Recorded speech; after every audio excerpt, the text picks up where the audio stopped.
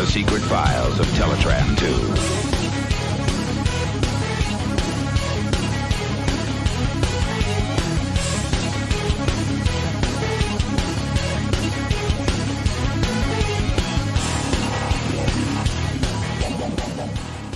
This is your show, Mikey. Oh, yeah.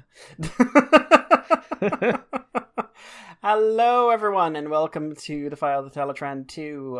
We are still in Avoiding Transformers comic season, which means we are not talking about Transformers comic today. We are talking about a Marvel book. This isn't actually the Marvel show now. It just happens to be we've got two in a row. So, I am, as always, joined by Andrew Millman. I am the boobo on Mikey's buttocks. Yay? Yay, you can't pop me just yet. What? You would. I did, but that doesn't help. I keep growing back. I'm left with more questions than answers. Yeah, so we are talking about a comic today. We are talking about Annihilation, the book 1, which is not Annihilation, I found out when I sat down to read it today. No, it's effectively the prelude to Annihilation. Yeah, otherwise known as That Girl Is Not Pleasant.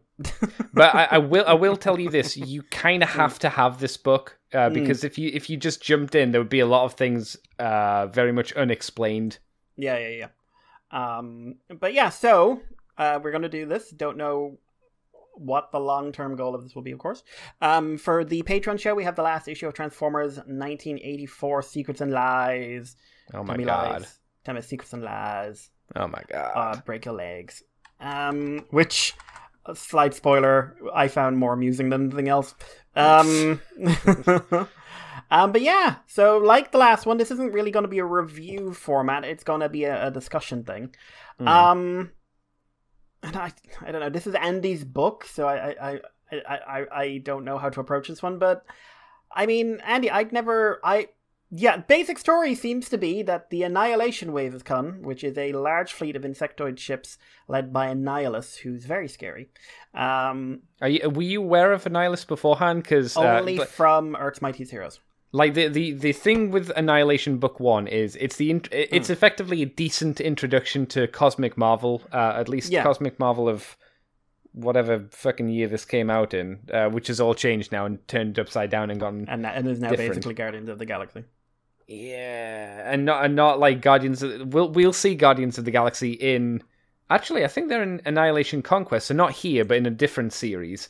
I think that's when they got their reboot.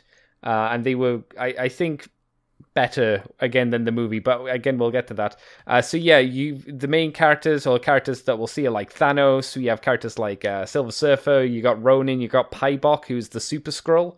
I'd hope people know what Super Skrull is at the very least. You've got Drax. You got Nova and the Nova Corps. Nova being let's be fair, Green Lantern. Yeah, I was going to say they seem to basically be like Green Lantern if Green Lantern's approach was mind this one planet. Yeah, no, the Nova Corps is like the Green Lanterns, and they kind of spread out across the universe, and they have districts that they kind of look after. The problem was we'll get to it, but the Annihilation Wave hit. Imagine the Annihilation Wave hit Oa. Effectively, that's what the significance of this is. It's kind of a big deal. It's like the whole world's gone. Okay. I can't remember who. Oh, you got Quasar. Who pops in, and you got characters like Moondragon and stuff like that. But again, we'll get to this as we get into the book. Because do you know the difference between Drax? Because Drax was a very different boy. Because he did appear in the Infinity Gauntlet, like the original one, where he had the big purple cape. Like, going into this, my knowledge of Drax was I'd seen him in Earth's Mightiest Heroes, where he looked basically like the Drax you see on TV. But he didn't do anything. It was just a one fight scene. And I'd seen him in the movies. So I knew he was big and green. And I knew the movies had basically reinvented everyone from like cloth, except I think Gamora and Rocket. Right. So I didn't really understand anything about them. I've sent you an image, Mr. Mikey, over Skype of classic Drax, because this is what he looked like before this. Yeah. Once Annihilation happened, he turned into the Drax that you know of. But he looked said he had like a cape this at one point. Yep. And his name was Arthur Douglas? Apparently, yeah. Was really curious about that. Yeah. Because he's not, so is he still an alien? If I remember correctly, and it has been a while since I've read the origins of Drax, I think he was a human and he was taken in by the people who live on Titan, which is the planet that Thanos came from. And Right. I think this could all go wrong, or be wrong. I think he was then re-engineered to be a Thanos killer. Because, people on Titan tend not to like Thanos because, Thanos has this small tendency of, wanting to kill everybody. It's kind of a bit of a bummer at the dinner table. Thanos made a very brief appearance in this book, and I instantly liked it, because it's just him talking to a small child who happens to be dead. Here's a quick question, because in my hard copy of Annihilation Book 1, there are extracts. You get the Xandar Worldwide Nova databases, so there is the background here for Drax. So, Earthling Arthur Douglas, along with his wife and daughter, Heather, cross-reference Moondragon, that's another character, were traveling cross-country when they witnessed a spacecraft from Titan, Thanos. I don't know why it's got a comma than Thanos. I guess it's because Thanos was in the Titan ship, flying in the skies above them. Wanting to keep his presence on Earth a secret, Thanos destroyed the Douglas car. Fucking hell, that's extreme. Heather was a lone survivor, and she was taken to Titan by Thanos' father, Mentor, who raised her to become the telepath Moondragon. In order to defeat Thanos, Mentor, Thanos' father... okay, you just mentioned that, but we'll reiterate, that's fine. And Kronos, Thanos' grandfather, used their cosmic powers to create a new body for Arthur Douglas, formed from the Earth's soil, and Drax the Destroyer was born. His mission, kill Thanos. Drax was in custody en route to the Klein prison station when his transport ship crashed on Earth, and that's where the comic kicked off. There you go. So that's the origin of Drax, because obviously he had adventures beforehand. I read Annihilus as one of those. I didn't read anyone else's. Okay. And also my favorite. The only thing I really like, Thanos is really, really cool in the comics, and I'm not going to deny that. But the only moment I really care about Thanos is that one throwaway 6 to 10 page comic where it turns out that every year on some poor child's birthday he shows up and makes him miserable. Have you read that? No. So I think his name's David. So just randomly on David's birthday, when he was a wee little baby, Thanos showed up and stole his blankie, leaving him crying. And he then said, "I'll see you next year."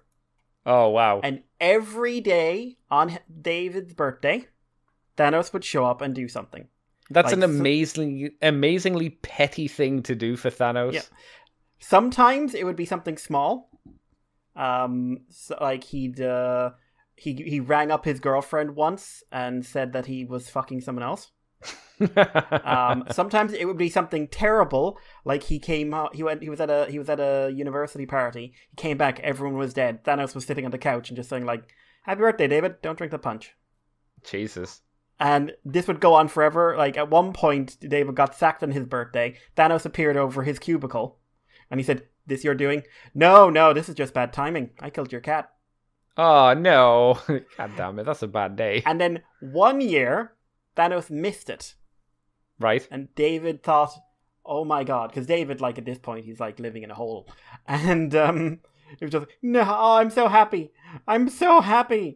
And then it turns out that Thanos was dead at the time. When he came back to life, he came back, apologized to David for missing their special day, and then said, "Don't worry, I'll be back next year." And I think murdered some of his neighbors. And then David just Thanos shows up, and David just goes, "Why? All this time. Why? What's the reason? And Thanos just "David, you're making this very complicated." Puts his hand for the roof, pulls out his plumbing, leaves it on the floor and says, "David, I'll see you next year." Which is my favorite Thanos story. It's a strange one. It's a weird one.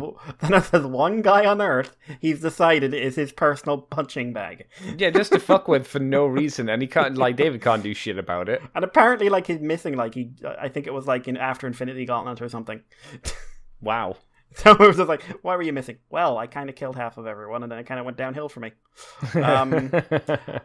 But yeah, so a lot it's very weird for me reading this book, because a lot of what I know, I don't know anything about Nova. or anything. But a lot of what I do know for characters who show up in this is really clashing with the pop culture references I've got.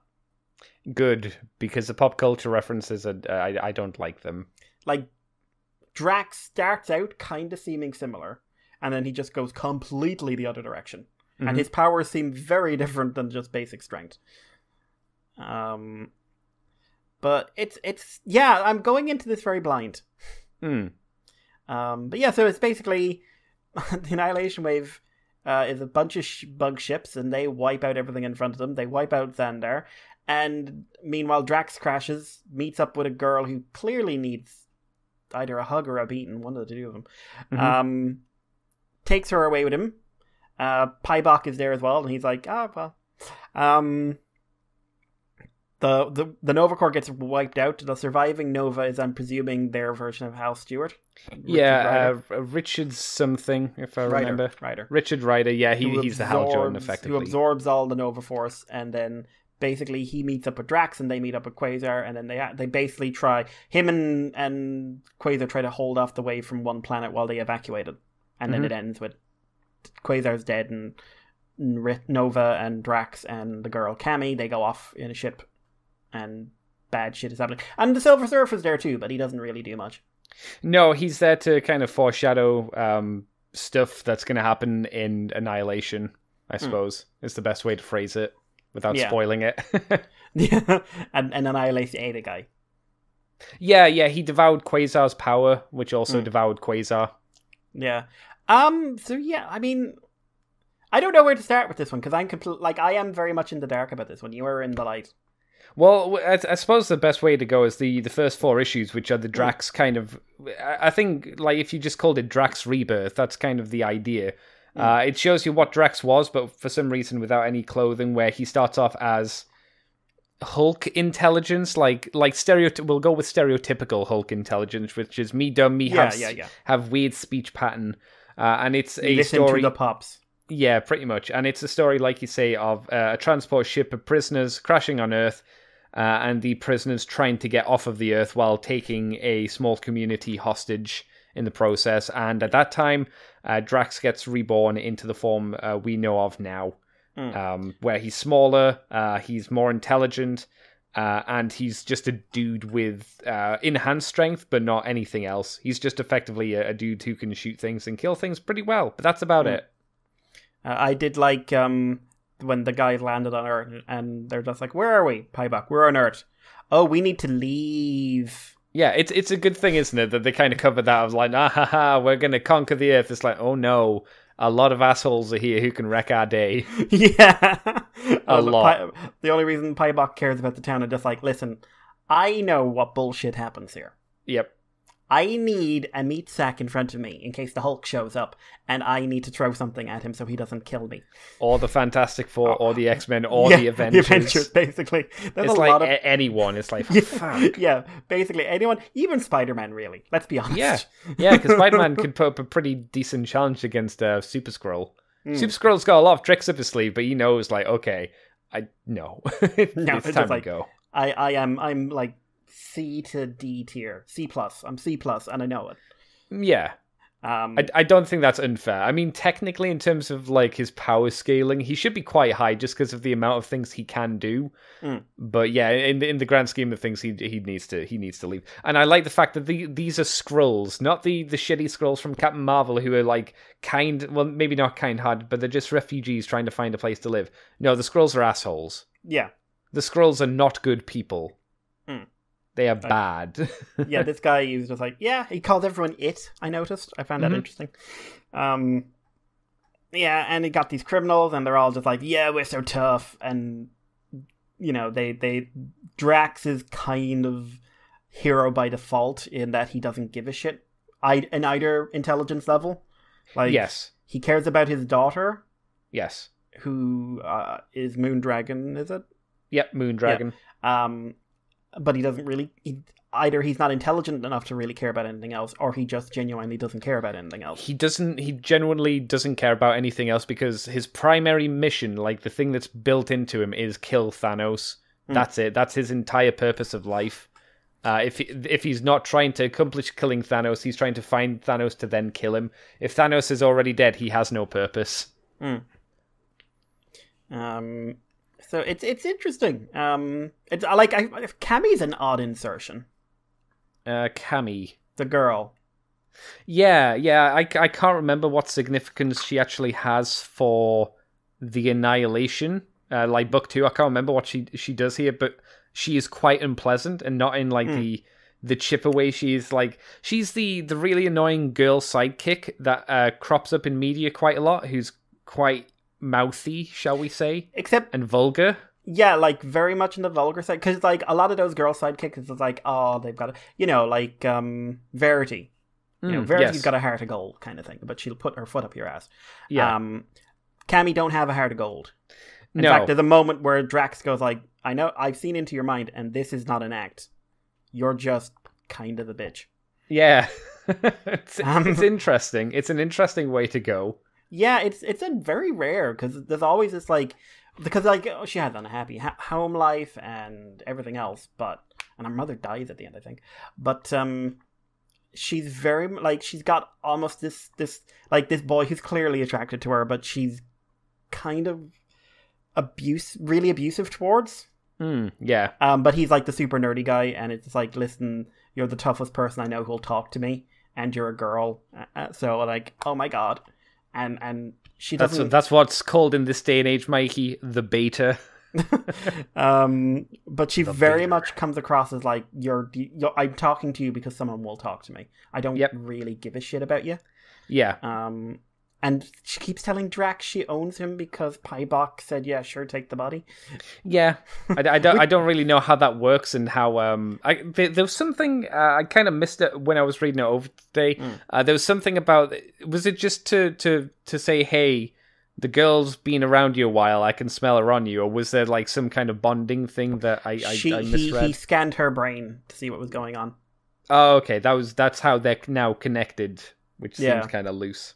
Yeah, I also I think Pybok comes, because like Drax and Cammy, I think, have a better showing in Nova for character stuff. Because it's all set up. It's all set up about who Drax is in his miniseries. I think that the kind of standout character was Pybok, to be honest. Yeah, it makes you think Pybok's kind of cool. Like, he's very chilled and laid out, and when the other prisoners are all killed, he just looks and goes, yeah, I surrender. I'm done. Nope. Yep, no, I surrender, and like, what are we going to do? We're going to wait here? Yeah, why not? In his lovely suit as well. Yeah, the suit was amazing. Yeah. I love when he had the conversation with the old lady, and he's just like, listen, just being reasonable here. You're basically here as a shield because I know what happens here. So I just want you to build me a way out of here, and then I'll leave, and I don't really care what happens to any of you. And she's like, screw yourself, and just like, okay, making it hard for me now. Kill her. Yeah, he's like incredibly reasonable as a villain, because as long as he gets his way, he's not asking for anything like crazy. He's just, like you say, asking for a way out, and if people give it to him, he'll be like, right, see you later, guys. I don't really want to kill you. It's just whatever. He's got no interest at all, and like there is no, like when he meets the two kids, it's like, oh no, the other two want to eat him, and he's just like, listen, I don't care. Hi, take me to your leader. Oh, you can't do that. Okay, bye. Yeah, I've got better things to do. He does look very good. Like, the Skrull look, just a Skrull in a suit, is fantastic. It's good. I will say, it's not a spoiler, but he does have a part to play in Annihilation Book 2 as well, which is nice. Because he's still quite a cool, snarky character. Just like, a Skrull keeps showing up in, like, backgrounds and stuff, like Invisible. I thought that might be him. Yeah. Yeah, it's Pybok. Because it was just like this random Skrull keeps showing up, and I'm just like, is that Pybok? I can't tell. I don't know enough about. I've only seen him drawn by one guy, and the art is very different. Yeah. No, we'll talk about the art later, but yeah, it's meant to be Pybok. Again, remember, he has Invisible Woman's powers, so he can do all her bullshit as well. I don't think it's not telegraphed well, because he's wearing like standard Skrull outfit. And there's not real good explanation of how he, it shows you how Drax gets away, but it doesn't really show you how Pybok gets out and gets to I think it was a Kree colony or something, wasn't Yeah, because Ronan was being taken away. it? Yes. Also, Ronan very different than what I'm used to. Again, the right way to do this is good Ronan. This is not shitty Marvel movie cinematic universe Ronan. He's Ronan crap. again. I've only seen in context of cartoons and TV. This is Ronan who just Ronan's shown up. Why is Ronan there? Because he's accusing two people of murdering a bunch of Skrulls. Mm-hmm. Because Ronan seems very much to be a neutral force of the law. I won't say justice, but the law. The Kree's version of the law is the best way to put it. In the Kree law, they broke territorial rules. They killed X number of people. He's not particularly concerned about what or who those people were. It's just like, this is the law. Do you remember how he acted in Earth's Mightiest Heroes? How he was very much like, oh, you fucked up. Oh, you hit me. I'm going to fucking kill you now because you messed with me. It's very much the same. Like, if you remember, the escalation for Ronan the Accuser in Earth's Mightiest Heroes was, oh, the Avengers are attacking me. Kree, come and blow up Earth. Fuck them. They're impeding the law. Fucking blow up the entire planet. I don't care. Yeah, yeah. Like, very different from MCU. Yeah, again, this is why I also have a real dislike for the MCU, because they kind of nuke a lot of the characters I really like. It's Cosmic Marvel for you what the Hulk is for me in the MCU. In a lot of ways, but only to a point, because it stopped being good. Like, later on, they changed Richard Rider over to a kid. You might remember the kid from Nova kid from the Spider-Man show. Oh, yeah. Yeah, he had a comic series, and I was like, yeah, no, this isn't good. Did they change it because of the Spider-Man show? No, I think I can't remember, to be honest. I'm not sure. But they got rid of Richard Rider and all that stuff. And they started changing more and more stuff, and it was like, ugh, okay. Like, for the Nova half of that, I'm into Richard. Right? Yeah. I mean, I don't think there's too much more to say on the Drax stuff. I would say it's the weakest part of the book. 100%. I remember when I first read it, it felt like it went on for a long time as well. Probably because I wanted to get to space. It has that vibe of a mini-series, like one of those, like, okay, what character haven't we done a story on in a while? Okay, him. Yeah, we'll do a mini-series on him. Yeah. Which Marvel does every now and then, whether it's related to events or not. Like I say, I think it was purely to update a very worn-out character who they didn't have anything new to do with, and they were like, right, we need a reason to make Drax interesting, and we need to pull him away from just being Space Hulk, effectively, in a lot of ways. And it's like, okay, if we have this weird story where he just regrows for some reason into a smaller Drax, and he has more intelligence, we just need to find a way to fit that into a story and sort that out, and that's where we go, pretty much. And then you move into the what I would say is the real Annihilation prequel, which is the attack on the Nova Corps and Xandar, which seems to be more of an attack of "you're in my way" than an attack of anything else. Annihilus likes to eat everything.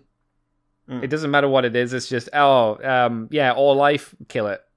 I want to kill it, all of it. I'm basically hungry. Yeah, pretty much.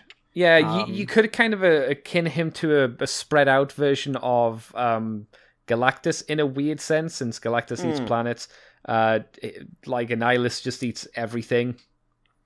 It's kind of interesting to, like I said, Thanos makes a very brief appearance in this, and it's interesting to kind of just juxtapose the two, because like Annihilus comes across as a comic book villain, whereas Thanos comes across as way more like level and reasonable, even in his very brief appearance. So it's just an interesting contrast.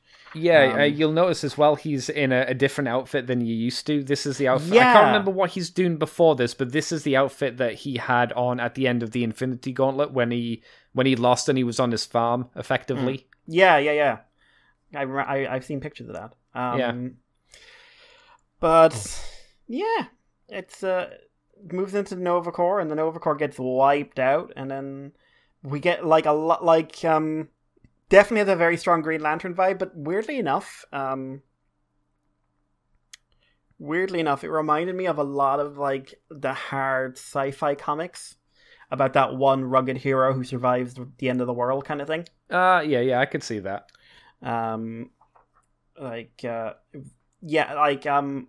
Yeah, like the actual fight has a lot of like moments of like, oh, you rookie, or like, I'll marry you if I make it out of this. And yeah, I think the lady off. he's with says, if you get us out of this, I will mate with you for life, which is like, oh, bless her. Because she's the same species as Yondu, if I recall. Yeah, because if you notice, the skin was blue, and she also has that big red quill coming out the top of her helmet, so I'm pretty sure they're the same species. Because obviously in the Marvel Cinematic Universe, the Yondu like red fin was an energy thing, but I think that was a movie thing more than anything else. I could be wrong, but I'm pretty sure that's the case. But doesn't matter, her head melts off. Yeah, she gets a big old chunk of the space station plopping her head off. And so that puts a curtail to that relationship. yeah, and after that, it's a survival story, really, with a bit of cosmic horror mixed in, where he has to absorb the Nova Force because the big computer tells him to, and a lot of Richard's dialogue is him fighting with the computer. Yeah, that's moving on to the Annihilation Nova four-parter at that point. How did you feel about the way that they did the central over computer thing? Because to me, like, you read enough comics, and this idea of a big computer does kind of drip into, again, more Green Lantern, and also if you wanted, you could also go down the what's it called, the Kree Ultimate Computer, the super intelligence things. The Grand Intelligence or something like that. Yeah, it kind of drips into that as well in a lot of ways. Yeah, like, I will say the Nova Corps do not feel original. No, they feel, to me at least, I remember even when I read this originally, the concept of the Nova Corps just felt like, I don't know what came first, but I wouldn't be surprised if Green Lantern came first and then the Nova Corps was done after that at some point. Because it does feel like that. Even reading it has that vibe of Green Lantern does a story about rebirth and focusing on their character. Yeah. And here's Nova doing the same thing. And again, I don't know what came out first. Rebirth or this. I think Rebirth maybe came out first. They're both 2006, I think. Are they? Okay. Then it comes down to what month? Yeah. But, I mean, he is very, like, they initially tried to portray him in a very Hal Jordan light. Like, he's the suave, charming Earther. And, like, hey, I'm going to tell a joke and be flippant. Yep. And I didn't like him much in that phase of the book. Yeah. And then they drop a planet on him, and he's a bit more like, shit. I am having feelings. Yeah, everything's gone wrong today. Yeah, it's a shitty day. It's a shitty day. And then he got way more interesting, to be honest. He becomes for me very much the focus of the story, and like, not just because it's his book, just because it's a better focus to have. Because then Drax and Cammy show up, and Drax is, I will help you control. Okay, if you'd fuck up, I'll kill you. Oh, it's working. How is this helping? You're not going out of control, are you? I guess. I'll never trust a word you say to me again. I can live with that. Yeah, that's the power of Drax, man. No shit's given. Not the weird literal joke thing either, which I'm happy about. There's a lot of no shits given. Yeah, that's Drax. But and like, I'm just very curious to see. Like, I Quasar, I thought was the Sentry at first, and I nearly punched the book. The who? Sorry. The Sentry. I hate the Sentry. Oh, yeah. No, he not Sentry. Because he looked a bit like him. And he caught a ship. And I was just like, oh, fuck off, not you. Yeah. No, Quasar, I think Quasar's quite an old, like, Marvel dude who's been around for a good few years or whatever. Not. No. No, he got deaded. He did. Yeah. I don't know if he shows up again, but he did. I think technically he does appear in Conquest, but I can't remember offhand. And he's very traditionally heroic. Yeah, I noticed. You got him. He makes a good contrast to Drax, who is the I do not give a fuck, and Nova, who's portrayed as the cop. He's like and now you have the superhero, and you have those three personalities. I think they played the world mind talking about, like, okay, we need to leave. I get why, but I think they overplayed that. I would agree. It became a little bit annoying. Especially since he constantly starts every sentence, no matter what he's saying, like, Richard Rider, just so you know. And it's just like, shut up. And it's like, I'm trying to help. Oh, 5 minutes later. Shut up! Shut up! Shut up! Still trying to help. But yeah, I was into Nova, and like I said, the Annihilation wave. I assumed it was like an energy thing. Like I knew Annihilus had something to do with it, and I assumed it was like he did a thing, cosmic energy, wipe out all life. Oh no! And I didn't realize it was essentially a hive that when they say wipe out all life, it's more like eat all life. Yes. Yeah. They are a hyper predator, for want of a better term. Yeah. With overly horny insect queens. Well, they got to breed, because remember, they'd be breeding all the time to make new soldiers and whatnot. So yeah, kind of. If I remember the lore, I think like the queens like vie for Annihilus's attention as well, or something weird. The one that gets named Eradica, who doesn't look anything like Annihilus. So if they're the same species, clearly there's a bit of dimorphism there. She looks more like an ant. She looks like an ant queen or something. Mm-hmm. And she's like, I am the first concubine. Soon I will be the only concubine. Fuck me. And which is basically what she's saying constantly. And I'm doing fantastically. I'm the best queen. Fuck me. Yep. And there's this moment, it's just like Annihilus going like, oh, shut up. I just want to eat everything, woman, please. Woman, I breed because I have to breed. It's a responsibility. It's not a choice. I like that. It's a responsibility to breed. Like it's like Mass Effect. We're just like, please give me rest. I don't want to anymore. I'm hiding. I'm hiding in this bar because no woman is here. No, none of my species is here. But yeah, that's when you see Annihilus. And how do we introduce Annihilus? He's like leaning back, screaming his name.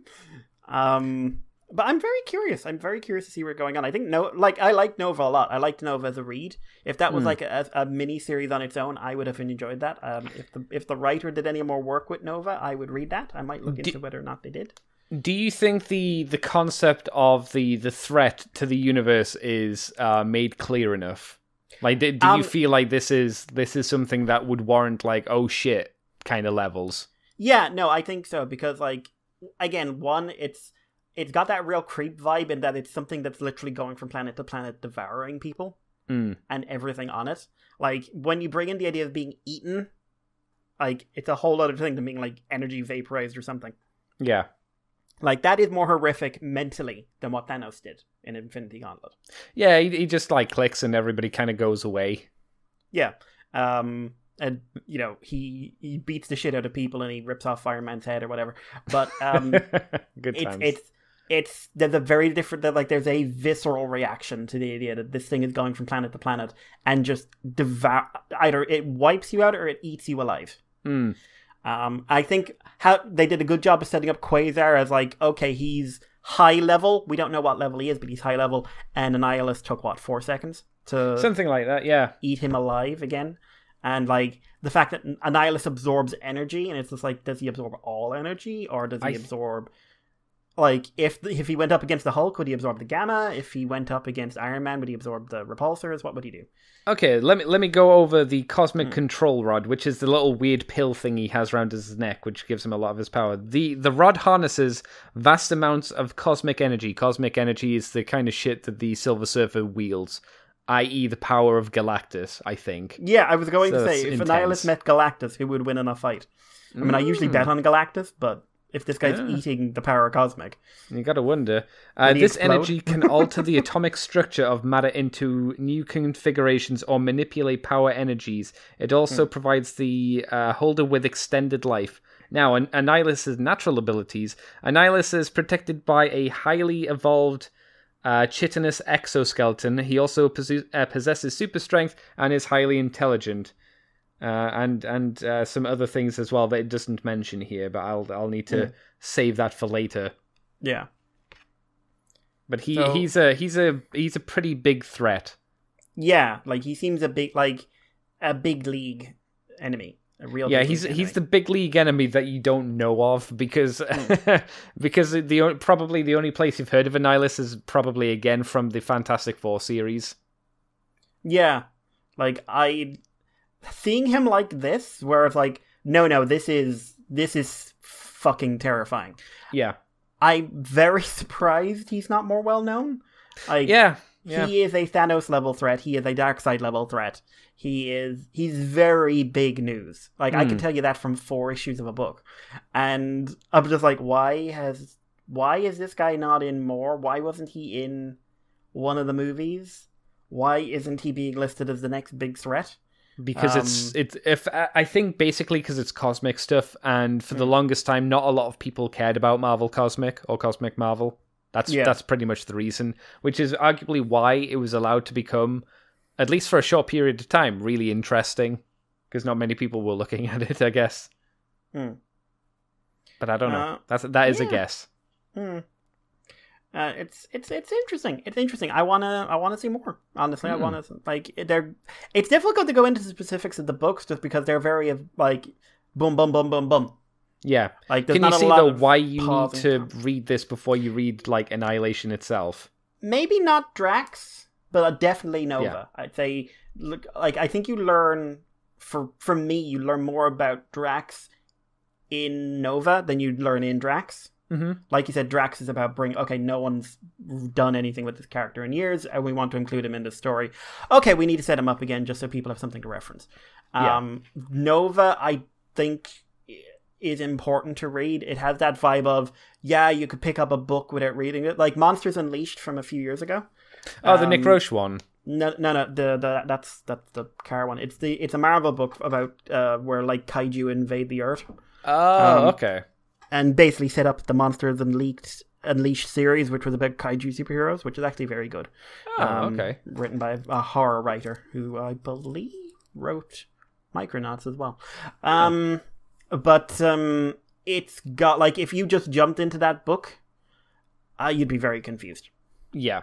There's a few books that are set up for that, and if you don't read them, it's just like, okay, event. It's like that horrible event syndrome of, we've been setting it up for a year in another book, and we're assuming you've read that. So if you buy the big name book that everyone is going to want to buy, especially people who haven't been reading any of these other books that they didn't know they had to read, you're going to be confused.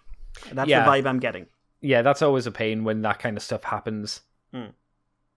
At least when they brought it out in trade, they did do book 1 and book 2, and then that's it.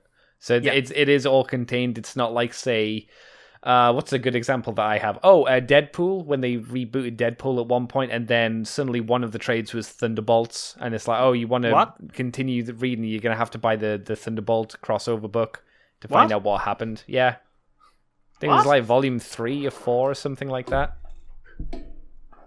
Why? What? Was he on the Thunderbolts team at the time? No, I think he was fighting against them, or they were fighting against him. It was something weird like that. Oh, no. I hate it when they do that. Like, yeah. DC did that a while ago with a book about Flash and Batman called The Button. Where it's like one issue. I heard about the Button. That was the tie-in to the Watchmen stuff, wasn't it? Yeah. One issue about Batman, one issue about Flash. But when they did the trade, they released it. The trade is called The Button. So it's just the whole story. I will say, well worth reading. I didn't like the follow-up book very much, but it's a good book that actually makes Batman palatable again in a small book. That's almost hard to believe. I think you're lying to me. It feels like you're lying. Listen, Batman is still a good concept. I agree. And there are good things about the Bat family. It's just they need to stop. We both know. You and I both know that's not going to happen. No, I saw someone say there's Chris McFeely, I think he saw there's a Netflix show called Zeus or something, and it looks like it's animated like the DC movies, the animated ones. Oh, is it called Zeus or is it called something else? It is Greek mythology though, isn't it? Yeah, I know what you're talking about. Yeah, I haven't seen it, but I heard it's okay. And he just says man, this looks like a DC movie, and I just commented, can't be. I don't see Batman or his Batman related friends like Superman. Did you get a response? No, I didn't. I think because truth hurts, Mikey. They couldn't take the truth of your statement. They're not even they could do Batgirl. They could do Cassandra Cain Batgirl and give her a movie. Nah. But no, she's really good. She's great. Nah. Her comic series is fantastic. Now we've got a Batwoman TV show, which is trash, so you can have that instead. It wasn't very good. Oh my god, it was terrible. They're recasting Batwoman, but I feel that may not save it if they keep the same writing team. there's only one reason that Batwoman should keep going, and that's because it's so bad. It makes hilarious content to watch because it's terrible. Like, the comic Batwoman's not bad at all. Like, I heard some of it was okay, yeah. Yeah, like, she had, like, in the New 52, she had a run that was actually like, oh my god, a good New 52 book. you know those rare gems that they always cancelled? Yeah, and they always bury. Yeah, they did that. They technically they cancelled it because the writers walked out because Dan Didio got in the way of her marriage. What? So she was I think it was like issue 20 or something. She was supposed to marry her girlfriend. Okay. And I believe the writers were gay. And Dan Didio came in and said no. And when interviewed about it, said superheroes aren't supposed to be happy. So well, that makes sense because Spider-Man's never happy. So yeah, they're trying now with that to bring back a bit of it. Like he's with Mary Jane again. I think he's going to propose in some. I read in a news story or something. Oh, also Batman. He got married, and that didn't last, did it? No, he didn't. Oh no, yeah, that was the thing. There was a 50-issue build up to that. Yeah. And then the guy went on and wrote the story where Wally West murders people. Because that's how you explain trauma. Mikey's favorite writer. I don't. Tom King, I hear his Vision book is very good. Okay. And maybe I'll read it now. But if I saw him on a Batman book again, I would fucking run. I certainly wouldn't let him oh, I'm doing a story about Barry Allen. Run away! But hey, Dan Didio's left now, so God only knows what's going to happen to Marvel. Or DC, rather. But yeah, no, I liked it. It's like I said, there's not a lot for me to unpack yet because it's very event focused, but I do like it. Yeah. Oh, that's good. Like I said, I would read another book by this writer for Nova. Like I said, I might see what else he's done. But I like Richard is definitely a character I'm into. Yes. That's good. That's good. Yeah. Is it something where we should maybe do like Annihilation book 2 next time since they are like heavily connected? I'd like to, in all honesty. I want an excuse to see where this goes next. Yeah, cool. Yeah, I'm okay with doing Annihilation book 2. Sequels! Yay! Since this one's only really a kind of a taster to get you ready for the main course. Yep. And then I'm going to see if I can find something really weird. Just something out there that I know you won't have read. Oh, okay. To be fair, I haven't read a huge amount. No. There was a comic. I remember Dave tried to get me to read a lot, which was, like it was all done from the animal kingdom. So it was about these lions. Or the Pride of Baghdad. I think that might be it. And I was just like, it's a story of some lions in the middle of a Baghdad bombing, and they escape their zoo, and it's like told from their perspective. And people think it's the greatest book ever written. It might be that because I did hear a lot of comments like that, and I just looked at it and went, I'm all right. Yeah. Would you like my opinion on it? Yeah, sure. Yeah, throw it. It's forgettable. Oh, great. Okay. Did you only just remember when I told you about it? Listen, Pride of Baghdad was, if you're not very well read outside of Super Comics, a very novel read.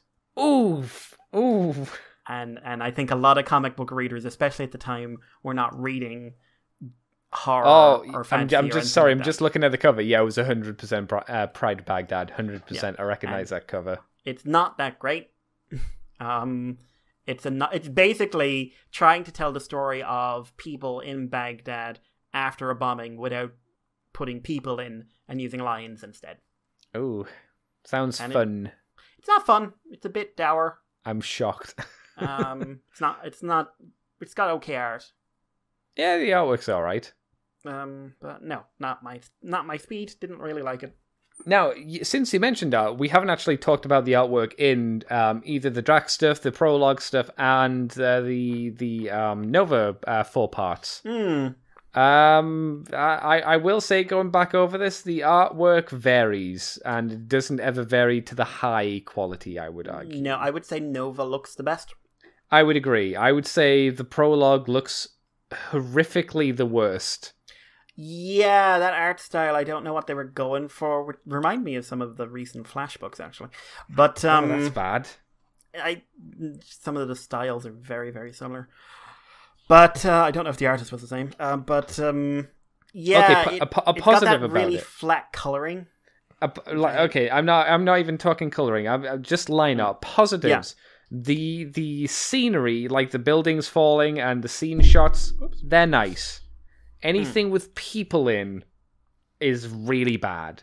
Yeah, I couldn't... There was one Nova, and I couldn't tell if the idea was that she had a really big head or if that was just a bad piece of art. It's hard to say, because the second shot of Drax in the prison cell, where it looks like... Do you remember the Rob Liefeld picture of Captain America, where he's got the massive boob chest? It's that image, but for Drax, and he's holding Heather. Like, the proportions on a lot of characters are real fucking messy. They're all over the shop, but the ships flying in and the city destruction is nice. Like I say, it's just whenever there's a person drawn, they look shit. Unfortunately, they look really bad. I don't know if you would agree with that. Yeah, no, I didn't like it. No, like the only I was not into it at all as an art form. No, I think it could have been a lot better. I think like it has really flat coloring. I think the lines are messy, real messy. Did someone else do the first page? You know, the Thanos stuff, because that actually is quite a lot better than the rest of the entire prologue part for that one issue. Yeah, that was a bit weird. I can't tell you if someone did anything new, but that was weird to me. Yeah, I thought so as well. The Drax stuff varies.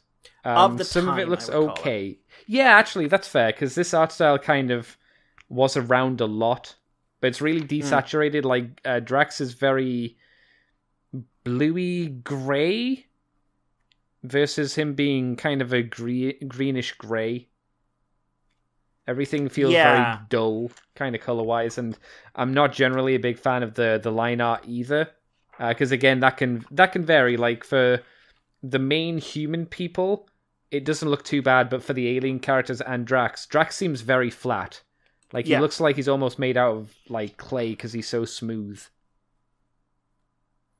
Yeah, it's like at the time it was like, especially from Moody Comics, it was very common to do these like really heavy lines and really slight like flat art styles that are supposed to give it this semi-painted look. And I've never liked that. No, honestly, I just never did anything for me. Like I don't hate it, but just it definitely kind of going back and looking at it now, it doesn't have any kind of wow factor to it, at least for me. Like the when Pybok transforms into Thanos to kind of scare Drax, it's not got a real good effect. It doesn't make you go, "Oh shit, it's Thanos." You just go, "Oh, it's Thanos." I suppose none of the fights have a lot of impact either. Again, probably because of that flat feeling, just in general from the art style, and not anything. Things just not having a huge amount of impact to them.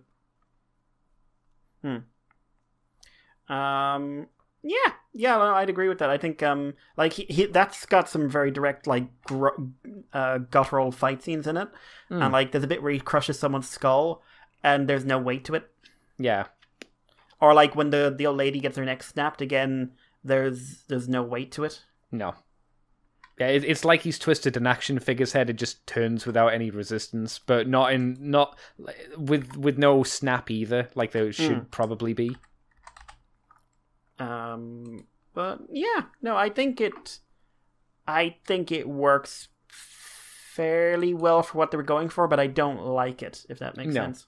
Yeah, I think that's fine. Yeah, and I don't think it's aged well, which I think is probably the more important thing. It probably was fine for the time, but now it looks a bit on the rough side. I think in some ways it's the same for the Nova issues. Nova, like you said, is better overall. But again, they're like Quasar has the weirdest drawn face. Like every time you see Quasar's face, he's gritting his teeth, and all these lines make him look like he has some really odd facial proportions to him. I'd agree with that. In general as well, I think like there's a lot of teeth grinding kind of shots, and they always come across as looking a bit strange as well. I think Annihilation has done quite well in this comic though. They draw him quite well in a lot of shadow as well, which is quite nice. Yeah, I think he's interesting in this. I think it's an interesting art style. It's kind of like he looks so different from everything else in his army as well, which I think is a nice touch. Yeah. Because they all look like big bugs. He looks almost like he's a machine. I see what you're saying. Yeah. Yeah. But no, I dig him. Yeah. Like I said, just like I would say Nova looks the best book, but I wouldn't exactly say it's it's anywhere close to outstanding. Yeah, I think that's fair to say. I would agree with that. I can't remember who does the artwork for the next book off the top of my head. I would say it's better, but don't hold me to that. I don't. It's not. I'm pretty sure it's not Prologue. I'm pretty sure it's not the Prologue guy who does it. The book's upstairs, so I can't check right now. But maybe he does another issue. I hope not, though. Guess we'll have to see. Yeah. No, I'm definitely I am intrigued. I want to see where this goes. Good. That's good, man. Like, so, assuming you like it. Why do I like it, Mikey? Why do you think I like it? I think you like any story that includes a bunch of people dying in a sense of you're all going to die. That's not entirely untrue. That's maybe fair to say. Yeah. Something it grabbed my attention for sure. It does not feel like a Marvel book. No. Which is always a strength, to be completely blunt. Again, please remember when this came out, the book 1 that time was just before Civil War. Book 2 is during Civil War. Oh, please don't say that. No. I think you need to remember that while you read book 2. But I don't want to. No, because it'll help frame your reference for the kind of difference in what's happening on this is the event book where we're being told what to do versus the event book that the uppers don't really care about, clearly. That's, again, kind of how it felt. So, the event book that was being written because someone wants to write it versus the event book that was being written because the guy in charge who once said that people only read comic books so they can wank in their basement wants to make an event book. That is a real thing. That is not me making stuff up. No, I'm sure. He literally said people... a lot of our readers are 30-year-olds who live in their parents' basement, so reading something like Elektra is the only way they can really get with a woman. And then when people showed outrage, he clarified, "Oh no, I didn't mean you were emotionally investing in it. I meant you were masturbating." Apparently he wasn't nice. No, one would assume he also wrote Marvel. What is it? What is it with like creators of nerd properties that always kind of fall back onto that? Because that happens a lot. That happens in the dub industry. Quesada did that as well. Yeah, like the comics, video games, people do that to the fans as well, to the fan basis. There's no matter I don't know why. I don't know, but there seems to be a thing of this like genuine disdain for people consuming your product. And I will put that into like a lot of comic book companies are like that. Like Image has that. Image has that in fucking spades.